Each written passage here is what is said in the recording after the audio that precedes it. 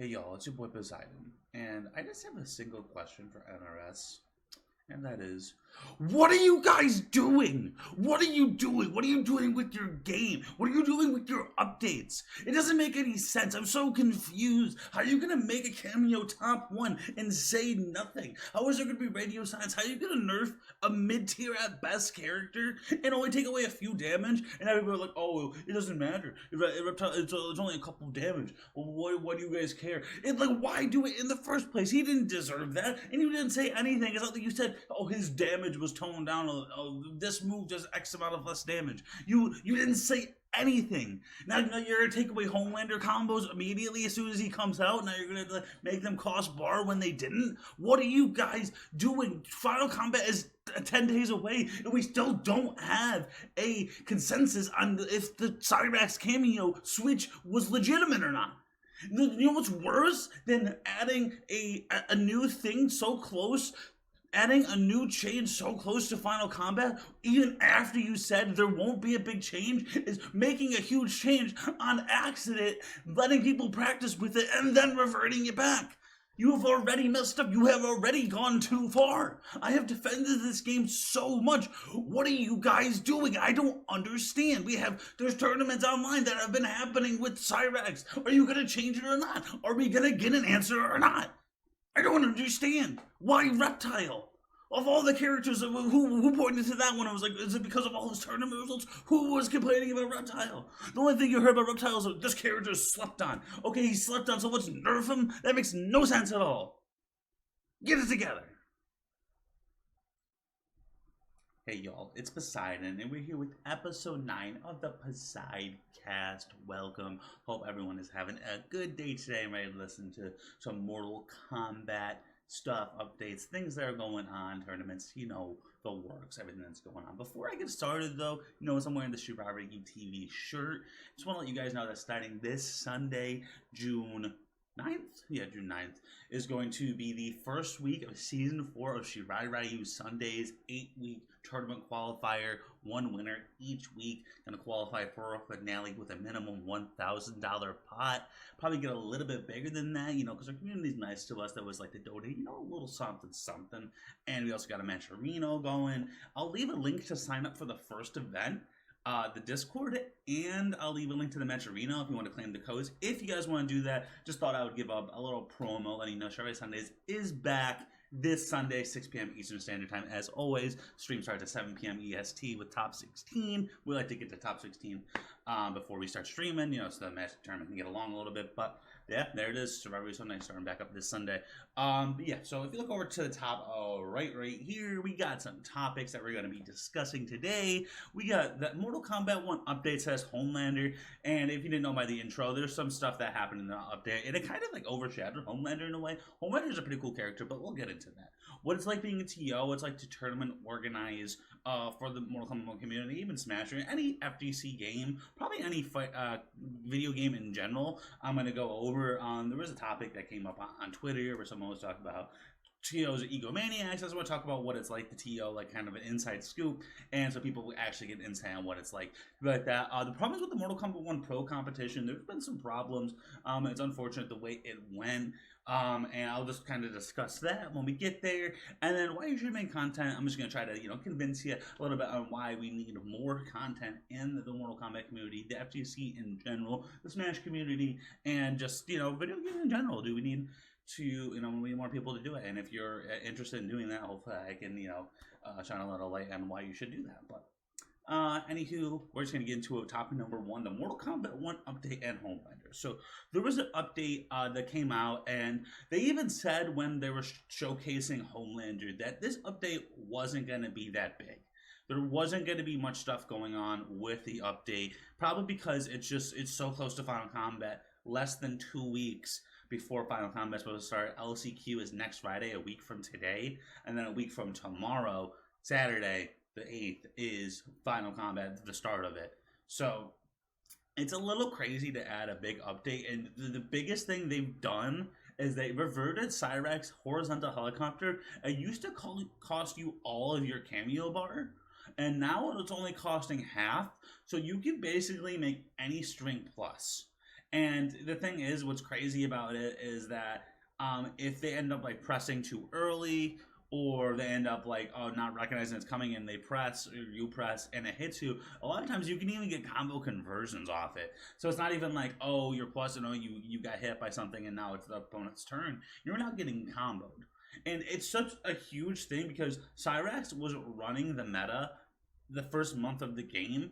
When it was like Raiden Cyrax, Baraka Cyrax, Johnny Cyrax. Those were like the three main teams like in the game. And it was a big reason was because of Cyrax. A lot of people were like, oh, it's not those characters, it's Cyrax. And they just reverted him back. So his damage scaling isn't what it used to be. Do I think this is a big deal? It is a big deal. Do I think it needs to be changed back? I don't know if it needs to. It would just be nice to have an answer. Nice to know, like, was it even on purpose? Like, he even has, like, scorpion, like, lines. Like his lines that he says, like, his voice is scorpions. And my buddy Ludi mentioned that, like, maybe it was like they have colors when they're coding the game and they meant to do something to Scorpion, but they actually did it to Cyrax and they're both yellow. So it was like, oh, yellow, and they accidentally added it to Cyrax. And maybe that's why Horizontal Character was only half a cameo bar. Because, like I said, they didn't even mention it in the update, and they did mention that there wasn't going to be anything big. And this is huge. That went from debatably making Cyrax, like, a mid-tier cameo to top 2 cameo. Like, the Chameleon's probably still the best. Maybe. I don't know. I think Cyrax might be Reptile's best cameo now. Honestly, you get instant invis combos, you get safety galore, you get, like crazy like bomb setups. Like, that's not even the craziest part. You get forward throw, back throw. You get back throw combos. You get forward throw combos if you have 2 bars. It's just crazy. And I don't exactly know what they were thinking with that. But they didn't even say anything. That's the craziest thing. They also nerfed Reptile. They only took away a few damage. So people were like, oh, why are you complaining? Well, it's like, why? Why was it done? And why did you not say anything? Why? And I'm pretty sure his 4-2-3 hitbox that they buffed to give it more range so there wouldn't be as many whiffing issues. It looks like that was reverted back. It feels like it a little bit. But I've been seeing and experiencing more drops with it than I was before. So it's just strange. Supposedly Havoc also got a little bit of a nerf and it was like debatably those were like the 2 worst characters in the game. Debatably, I'm not saying I think Reptile's good. I think he was no worse than mid tier, but it's like he wasn't incredibly strong. He really wasn't. And Havoc was debatably the worst in the game. Like, there's a lot of people that are like Havoc's the worst. And they nerfed him too. They took away some of his homing properties on his projectile.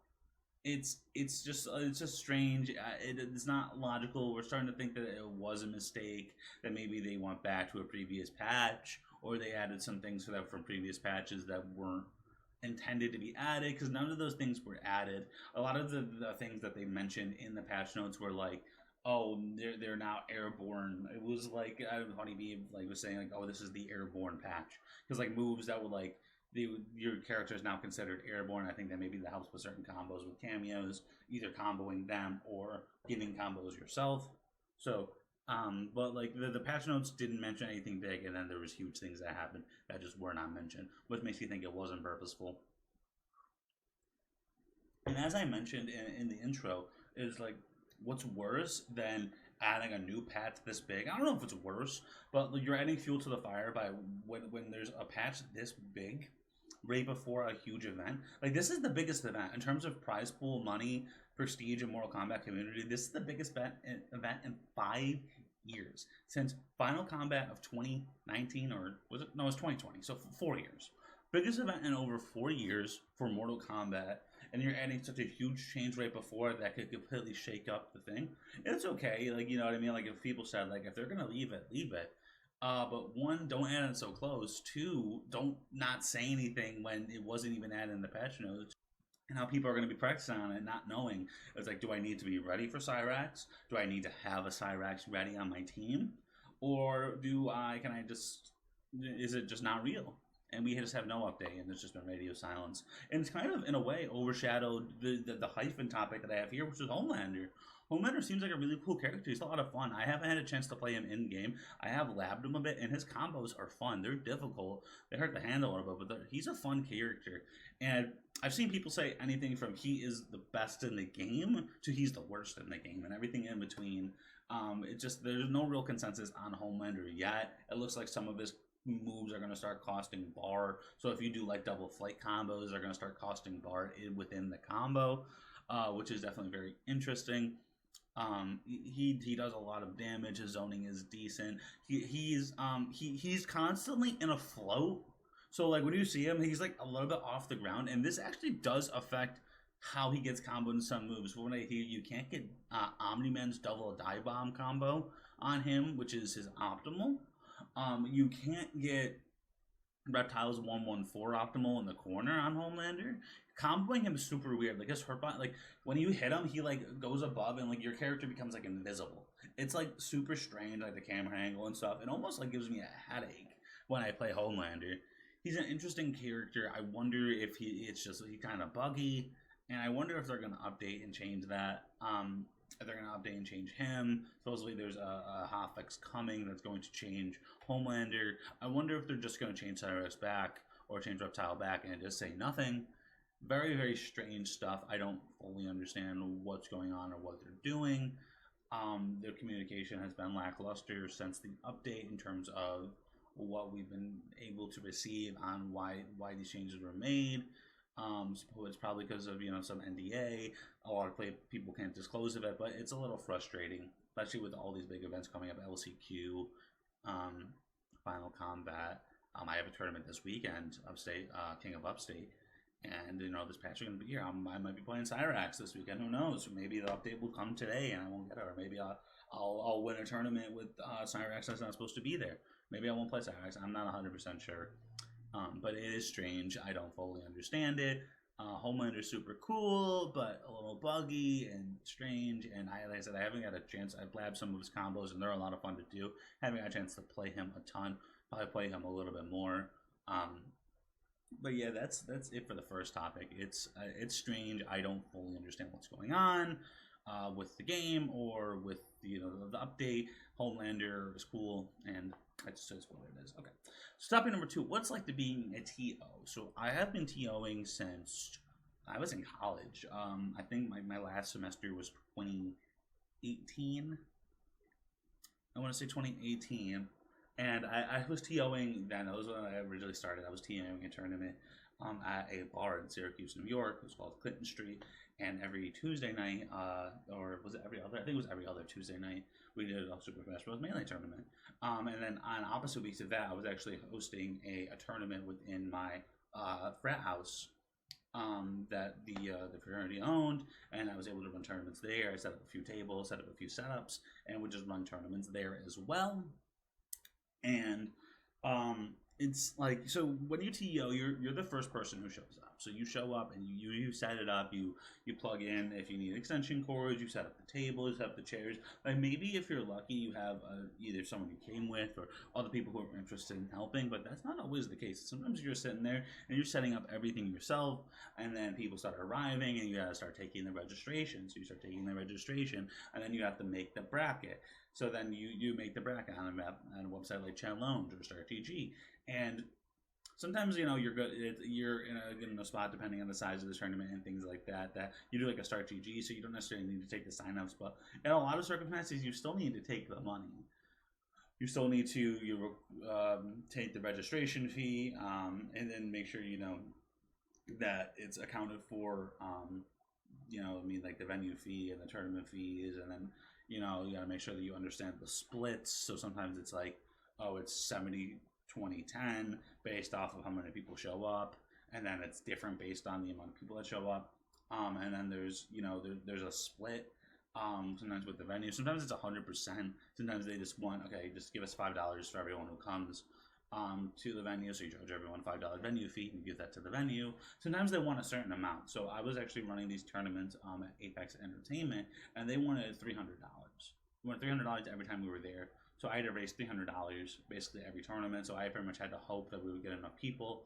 Unfortunately, with them, it was like we had a deal where if we ordered food, if we ordered up to $300 worth of food, then they would waive the fee of the room. So we'd order the food, and what I would do is I would charge a $5 venue fee just straight up, and then I would charge, I think it was $10, and you would get unlimited food and drinks. And like if we ran out of food, I would order more food. We oftentimes had more food than we knew what to do with. But that was able to cover the fee.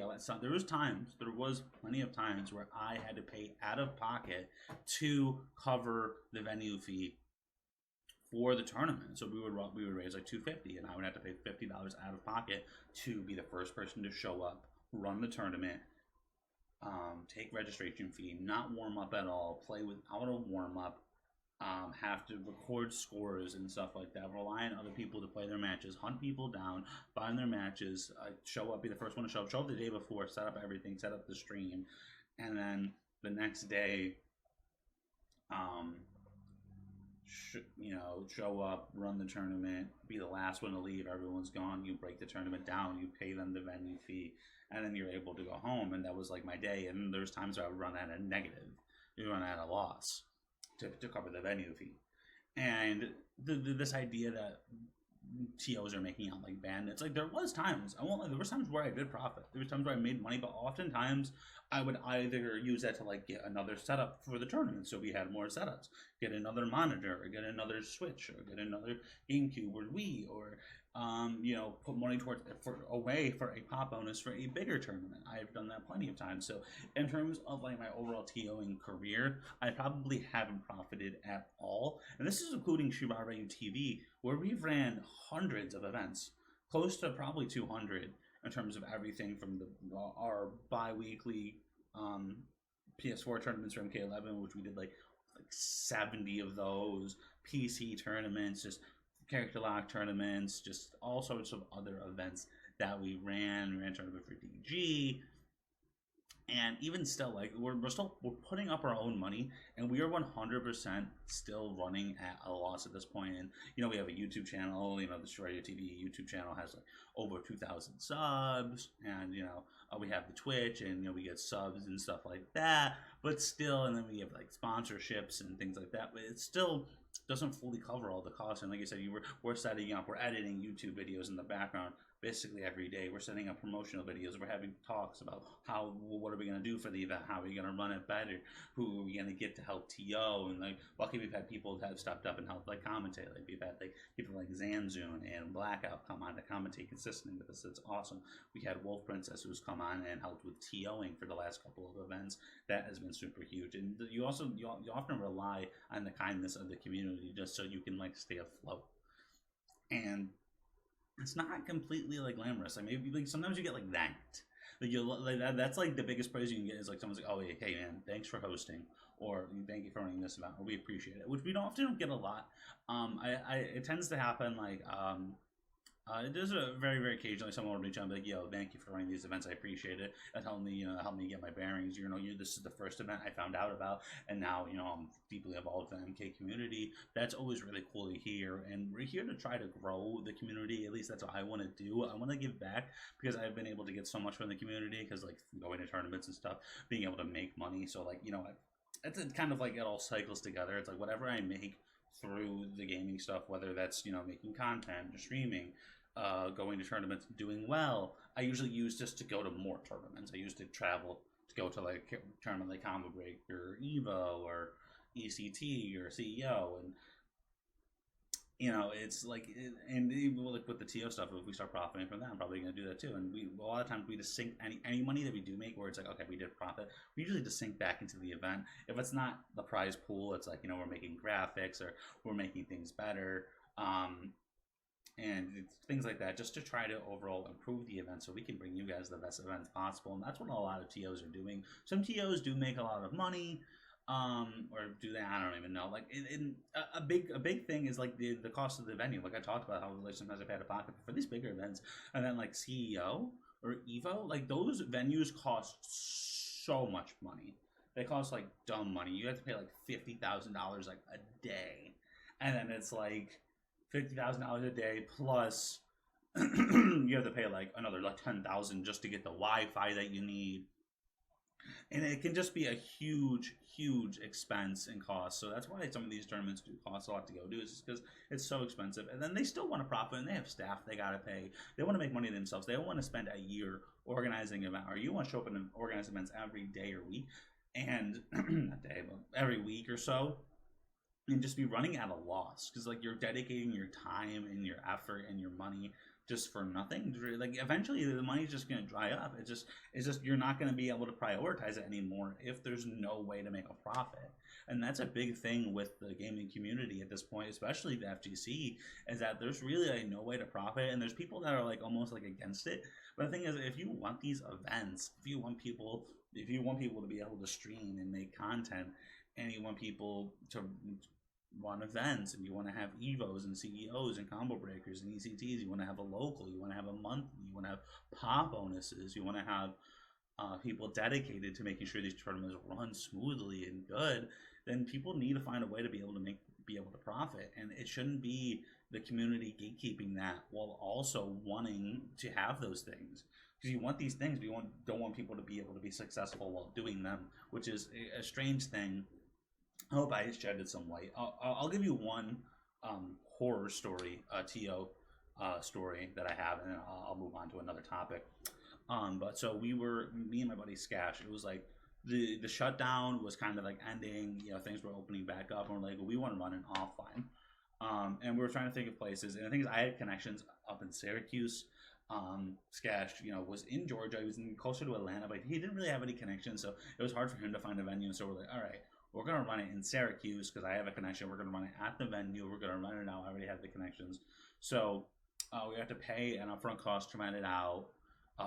This whole, it wasn't the whole venue, but it was like they had these like conference rooms, and they had like 2 conference rooms, so you can open up a middle part, and it was just this huge section. And like I said, we paid it was like a $10 or $20 registration fee. Then you got like free food with it as well. So it was shaped up to be a good event. And then 1 week before the event's supposed to happen, we rented for the whole day. We paid for the whole day. We put in the deposit, and the person, the owner or the manager of Apex, comes to me and was like, "Hey, by the way, you guys have to be done by 4 next week." Really?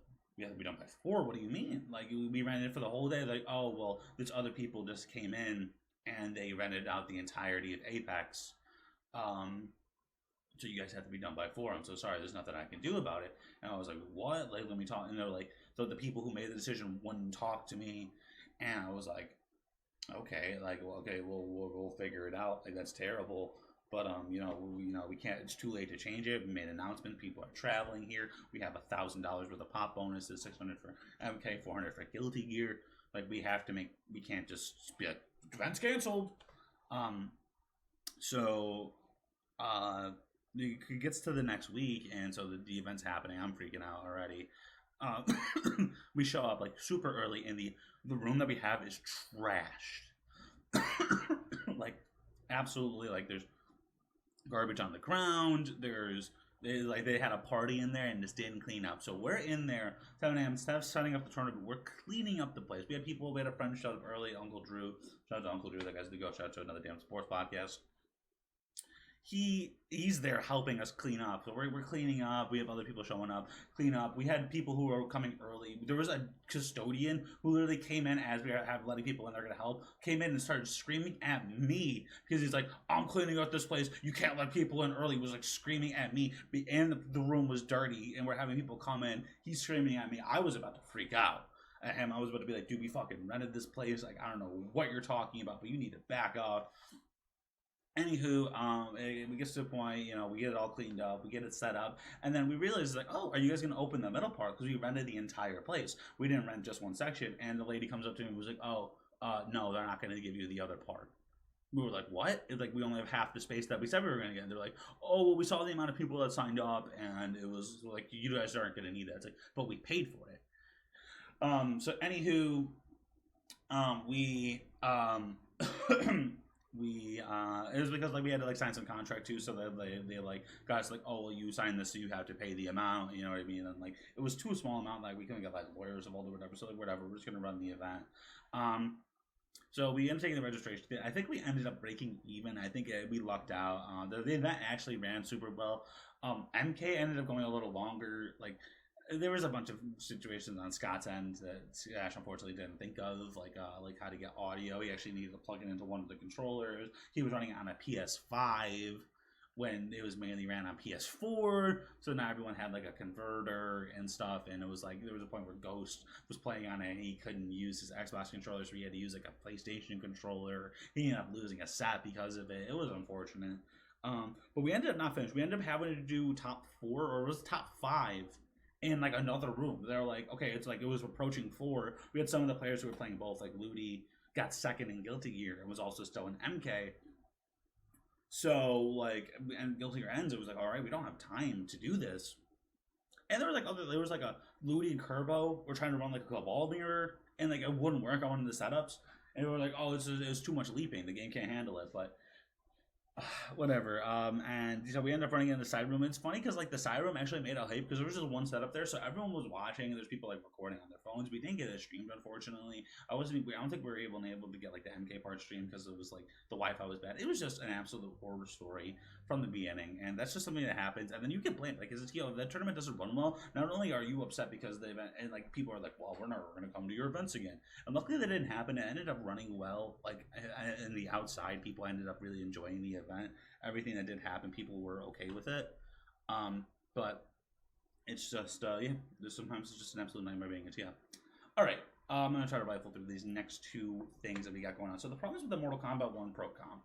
So there was just there's a few major flaws that I want to talk over. One is that the events were not really well planned. Like ECT was announced as a Pro Comp event just a few weeks before the event was even going to happen, to the point where ECT had to extend registration. I have talked about this before, so if this sounds familiar, I've talked about this in previous videos, a few previous videos.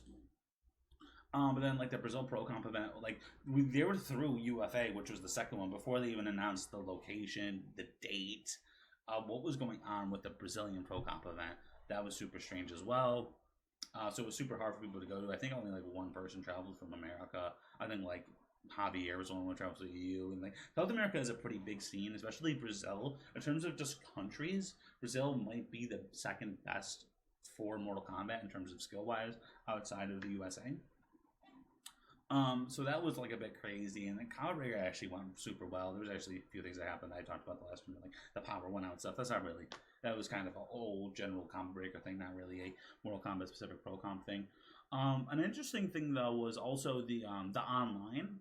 So the online qualifiers, regardless of how many people signed up or how many people were in your region, people got the same amount of points.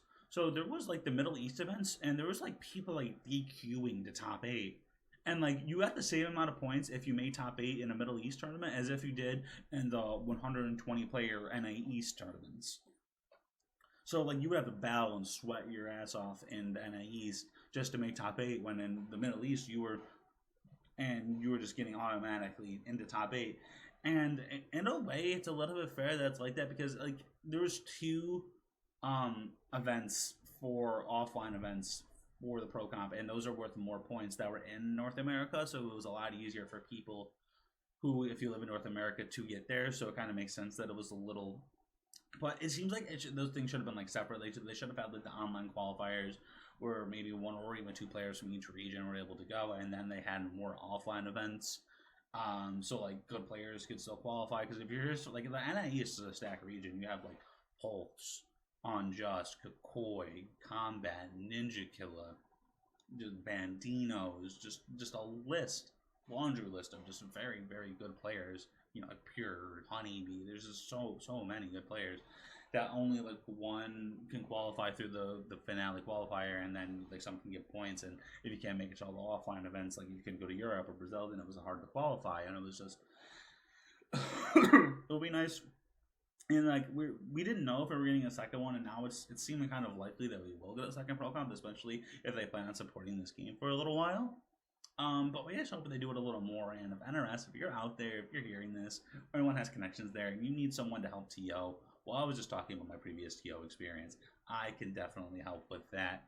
if you would like, you want to hire me, I can definitely help structure the pro comp. I can help TO some of the events. I can set up things, whatever you need. I'm definitely here to help. But yeah, there was just some problems with the pro comp, and now with this patch update that's kind of going on from the first topic, and now it's 10 days before Final Combat, and you're going to just make Cyrax go from a mid-tier cameo to one of the best, if not the best, in the game. It's just a little strange, a little interesting situation, especially when they said there's not going to be anything big that's happening. But yeah, no, there was just some major problems with the pro comp. It's unfortunate. But it is what it is, and we're just happy that we have one. They added another $100,000, so it's a $200,000 prize pool for Final Combat and LCQ. We're actually going to be at LCQ next week, so that'll be really cool. I'm excited to compete in that. But yeah, that's what it is. So yeah, NRS, let me know. Very cool. All right, so fourth and last topic is why you should make content. And the thing is, Steeler, this isn't a time, all right? I'm not cutting this out. Steeler's going to be in this video. Steeler's in the podcast, all right? Steeler, you're featured. You were not flying the carpet, are you? Steeler, man. Steeler? All right. So it's important that we have a lot of people making content, because a lot of the events that are going on in the community are grassroots. So a lot of people, we need more discoverability for people to go from playing things like Combat League to being able to go to the competitive side, or figure out about content and get people in other people's streams. And the more people that are creating content, the more likely that it is for people to have bridges to other avenues in the community. And if you're willing to consume content, then you should in a way be willing to create it, whether you want to stream, whether you want to make YouTube videos, whether you want to run tournaments yourself. Those are all really important things in the community, and who knows, maybe you can be the next big content creator. Maybe you can become full-time or part-time, or maybe you can make a little side money, or maybe this money can help you go to more tournaments so you can show up and we can have bigger attendance at these tournaments, because that's a big thing too. As that combo breaker had like 277 people, and that was like one of the biggest combo breakers for Mortal Kombat, which is a bit of shame, because like Street Fighter had like 1,600 people. And there's just such a filter and a bridge from the casual side of Street Fighter to the competitive side, and there isn't really that for MK, and this is for any game. So even if you play Street Fighter or whatever game you play, I implore you to try to make content for the game, whether you stream it or whether you make videos. And you can't care too much about how many people are watching and stuff like that, because eventually you will grow in audience. People will find you.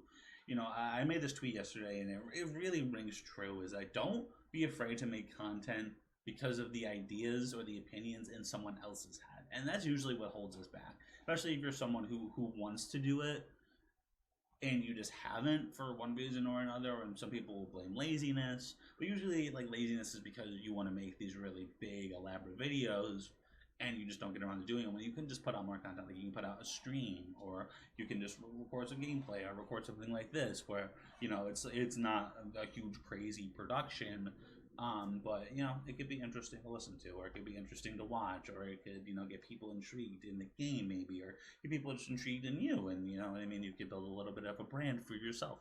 I think it's super important for the community that we have a lot of people doing that, making content and stuff like that. And then, like I said, it helps bridge, people to other people. So you making a video could help someone like Tweety or Destroyer get more views, or someone like Aquaman, or it could help bring people into tournaments and help people sign up to the tournament like Shibara UTV or Shibara U Sundays. It's all very important, and it's all like a symbiotic ecosystem. And I hope that makes sense. And I hope you consider making content if you are out there and you're on the fence about it. I think it's really important. I think that's really cool. For anyone to do that, and I'll try to support as much as I can. There's a lot of people. I already have a lot of people that I'm supporting and things like that in terms of content and stuff. But I'll be there, man. I'll do what I can for you. I love this community. I love the FGC. I love Smash. I love just the video game community in general. And I hope we can continue to grow, and we'll be able to continue to grow if we have more and more people within the community making content and stuff like that.